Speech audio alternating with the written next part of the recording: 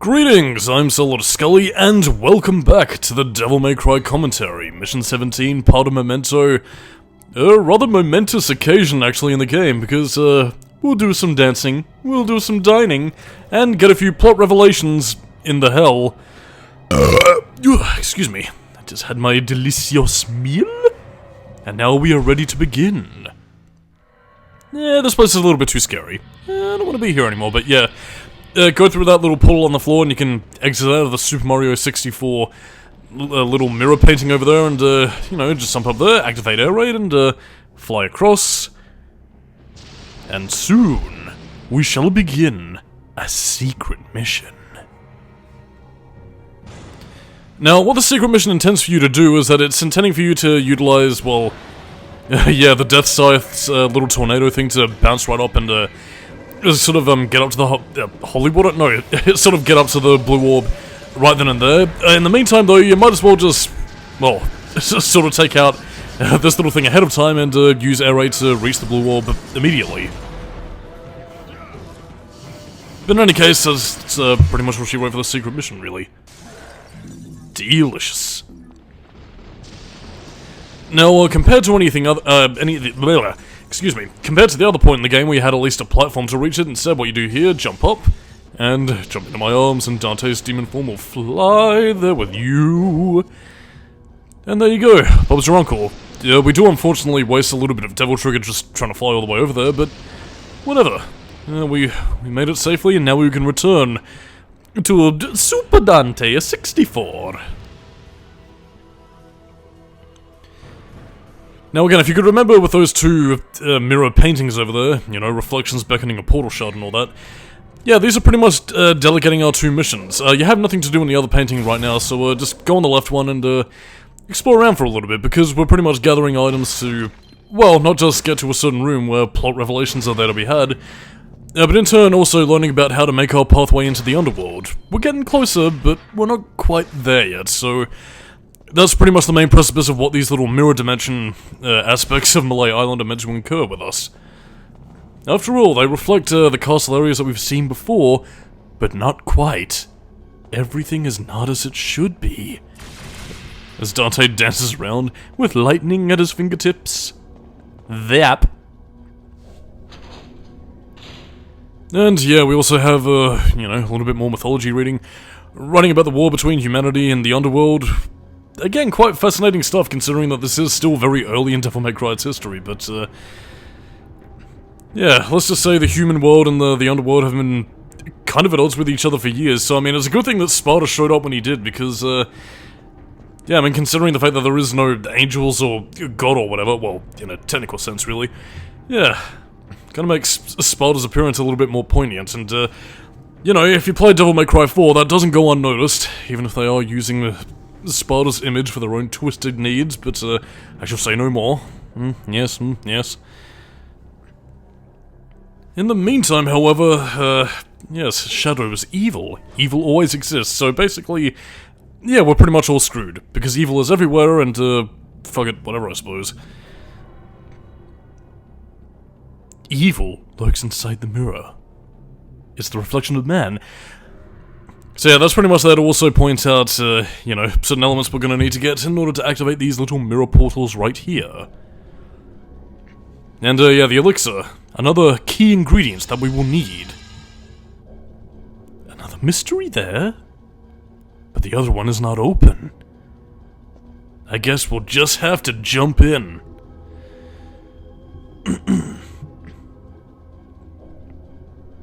Mysterious. Yeah, I do believe in the PS2 version there was actually more of an effect put onto that, but, yeah, I don't know, for whatever reason the HD version didn't quite convert a lot of it here, but I'll get into that a little bit later into the next part, actually, because it's, well, a little bit more poignant for over there, but in the meantime, however, we also have some new enemies to get introduced to, and, since we are switching to Ifrit, our fire-based weapon, well, I think that gives you a little indication as to what it counteracts. Anyway, cutscene go now.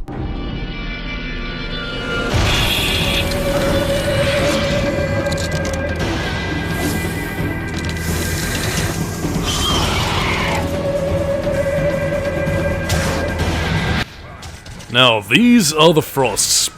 basically ice variants of the, well, ice variants of the Hunters. They also have your Inferno ability, although Inferno Glacier, I guess, is what it's meant to be the attack pattern, but, yeah. Ifrit is pretty much your best friend here to naturally thaw out their frosty personalities, and, oh... Well, I mean, again, it's better to use it while you have some Devil Trigger available to you, because otherwise, well, yeah, Ifrit's incredibly sluggish and, well, not quite worth the use, really. But I mean, putting all that aside, though, yeah, it does make short work of the Frost. You can still use a Last Straw if you so choose, and it's not a bad way to take him down, but alas, it does also give Ifrit, you know, a little something to its name, something where you can use it to its heart's content, and all that jazz. But yeah, to kind of talk about the level design here, it kind of reverts back to its, you know, more Resident Evil kind of roots, really.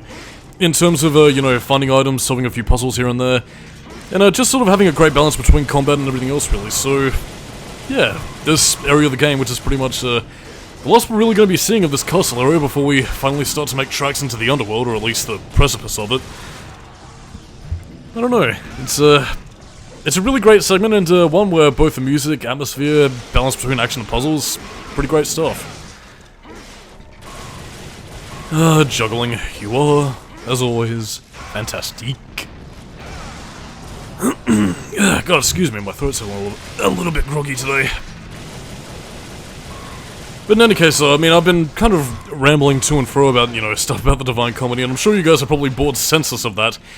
So instead of boring you about, you know, the Divine Comedy itself, let me bore you about Resident Evil 4 trivia, by which I mean the plot of Resident Evil 4, back when it was called Resident Evil 4 Stylish. Well, Stylish was more of a codename that Hideki Kamiya gave it, when eventually made it into this game as a ranking system. Well, wonders never cease. But in any case, I'm gonna detail to you the plot of the Resident Evil 4 version of the game, which is, yeah, basically would have featured Tony Redgrave, a man bestowed with supernatural abilities via the progenitor virus. You know, he was fast, he could, had incredible intelligence, and, yeah, according to some of the concept art, he seemed to be part of a police force or special investigation unit. In any case, he was sent to investigate the castle of Umbrella Corporation's founder, Earl Spencer. I'm guessing that this was likely meant to tie in with, you know, all the files that were found about James Marcus and, you know, the whole Code Veronica Edward Ashford thing. But yeah, basically, Tony was going to investigate the castle, and he was also there in search of his lost brother Paul Redgrave, and in turn, uncovering some secrets about his origins. And as some concept art later details, he would eventually come to discover that both Tony and his brother Paul were in fact twin brothers who were test subjects for the Umbrella Corporation, and indeed, well, in a similar fashion to how, you know, the Ashford family had Alfred and Alexia, yeah, it seems Oswald took a little bit of a page out of that and basically had his twin boys, yeah, there to carry on the legacy. And again, I am going to be showing this off in the bonus video that does sort of detail a bit of this stuff, but, well, regarding the identity of Paul Redgrave, obviously, you know, as the series went on, this role gradually went on towards Virgil, but, well, just when we get towards the, you know, a certain identity of a character, well, it's gonna start looking very familiar to a certain popular character from Resident Evil mythology, and it does make me wonder if, well, some elements of Lost in Nightmares if were eventually, you know, handled in this game. Resident Evil lore aside, however, yeah, this is basically confront her with the path of Pluto's dragon. Yeah, they call it a dragon, but it's quite obvious that this is basically just a statue of a fucking dinosaur, so I don't know if desperately stretching the interpretation of a dragon. I mean, is it, well, Komodo dragons, I guess, in that sense? Queashed. Anyway, this can be a bit of a pain in the ass. You really need to position yourself well, otherwise, well, Dante's gonna be getting a face full of balls. Potera demonstratum. So, just try and time your swings. And, yeah, hit it 3 times, and job's a good one, really. Otherwise, well, Dante might be making the cut for the baseball team this year. Popular in both America and Japan, really. Anyway, destroy Pluto's dragon, and, yeah, then we get our most Resident Evil-ish puzzle of the game, where we basically have to sort of twist the light around. But of course, you can choose to go off the beaten path and, make your way down. And part of the reason why we actually have to do this is because we need to create Quicksilver. You know, from, Mercury and all that, which is, again, to talk about the Divine Comedy, pretty much based upon, the planets that Dante traveled to during his journey towards, the upper echelons of paradise, which, yeah, to kind of put it like that, yeah, Dante Alighieri, traveling through space. Again, I would like to stress this was long before, you know, a lot of things like, you know, inertia, gravity, all that sort of things, and, you know, the stuff we associate with space nowadays, thanks to the power of science, was, you know, really thought of. So, yeah, you pretty much just have this old poet just sort of traveling through space, which just, I don't know. I mean, again, it does kind of fit the whole biblical, you know, higher, well, I guess the whole higher power archetype of, you know, what the Divine Comedy was really going for, but it's, you know, I guess it just kind of shows how far we've gone. Really wish I could be a bit more insightful than that, but, yeah, nothing more to say, really. Anyway, twist this mirror around, create the bat signal, and then we will summon the Batman. Except not really, but again, this is what I meant by the most Resident Evil fucking, puzzle you'd ever imagine. But yeah, hit a few mirrors, bada bing, you do the thing. Get a Quicksilver, get a blue orb, and, you know, once we get the Quicksilver, can put it through the door. And then we return to, well, the chambers of where the Earl Oswald Spencer would have in fact seen his days. And I called him the Earl Oswald Spencer, but no, his name was initially going to be Earl Spencer as opposed to Oswald. Why they changed that, I have no idea, but they're queased, I suppose. I don't know, it might have been an early name, or perhaps maybe they would have changed it around. I'm trying to remember where Oswald, the whole full name of Spencer was actually utilized, because I mean, I think Resident Evil 1 had it as purely the Spencer Mansion. I don't think it was until, I want to say it was either the remake or Resident Evil 5 that changed it to Oswald, or maybe it could have been 0, but yeah, either way, name changes, Resident Evil-ish. And I do have to wonder, actually, like, I mean, again, if they did away with the whole, like, I mean, if they did away with the whole, like, Devil May Cry kind of thing, but kept the same sort of plot for Resident Evil 4 when they eventually bagged Leon to be the main character, would that technically have meant that Leon would have been the son of the founder of the Umbrella Corporation?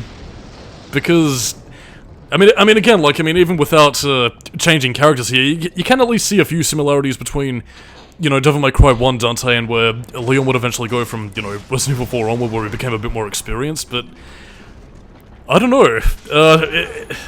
It probably wasn't going to be the case, but I don't know, part of me does wonder if they probably would have had Leon uncovering stuff about his origins, and if he was meant to be, you know, the son of the Umbrella founder, and how fucking twisted that would have been. I mean, I don't know, it probably would have given him and Sherry something to talk about with Resident Evil 6 and all that kind of stuff, but I don't know, I guess we'll never really know.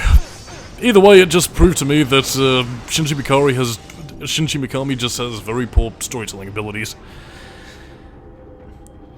But in any case though, use the Quicksilver, and thus we are granted entry. Yeah, another bit of pointless trivia before we finally get into cutscene territory. Yeah, there was actually an earlier version of Devil May Cry where this actually took place during the afternoon, where you could access this area, but yeah, nothing really to focus on here.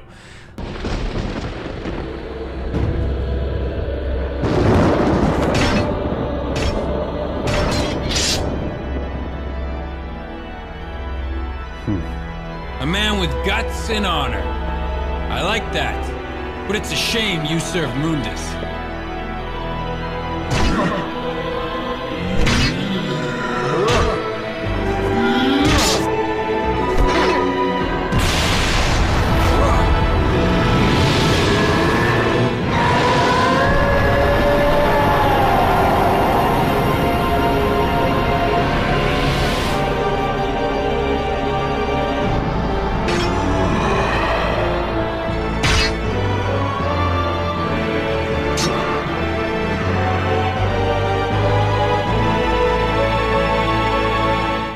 Oh my god, Albert Wesker!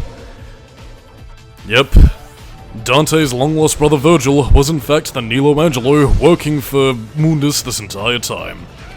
Well, working for is a bit of a pejorative word. For those of you who know your Devil May Cry 3 topography, basically Virgil was all tired and knackered in the underworld, then he saw Mundus as like, like my father before me, I'll take him down. But we didn't get a boss fight and then he got punked like a little bitch. So yeah, that's Virgil. A tragic character in this game, and only this game, and after his appearance here, he will go on to do much, much worse things. He doesn't really have any new moves, so to speak. I mean, he's just a little bit more aggressive with his attacks, but I do prolong the boss fight just a little bit, just so I can show off his summoning swords, which is meant to be his new attack, but, yeah, that's pretty much all she wrote, really.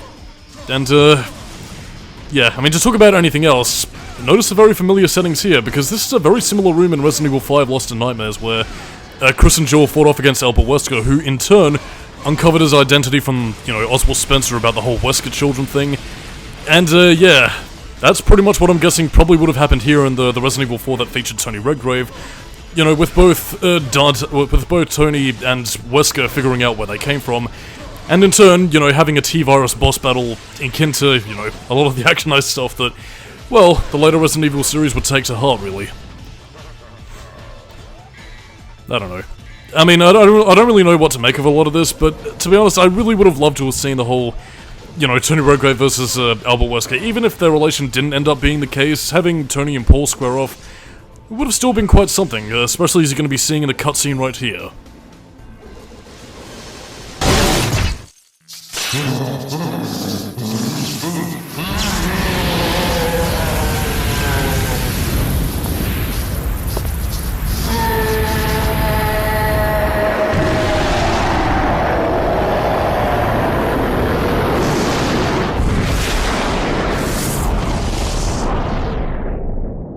And despite exploding right there, Virgil somehow survives that.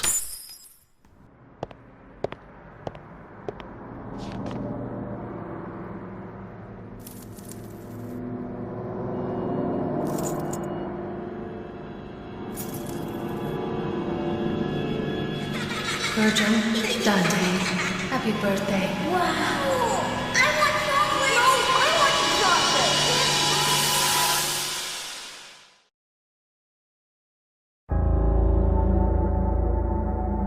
Trish, Virgil has been defeated. You know what you must do. Now go.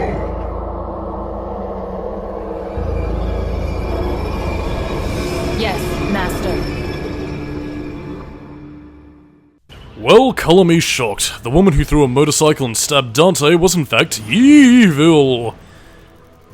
Well, I'm sure there's a little bit more to it than that, why Dante decided to trust her, but we'll just have to see why for next time. So on that note, I'm Solidus-Skully, keep it new metal, and I'll catch you dudes and dudettes next time.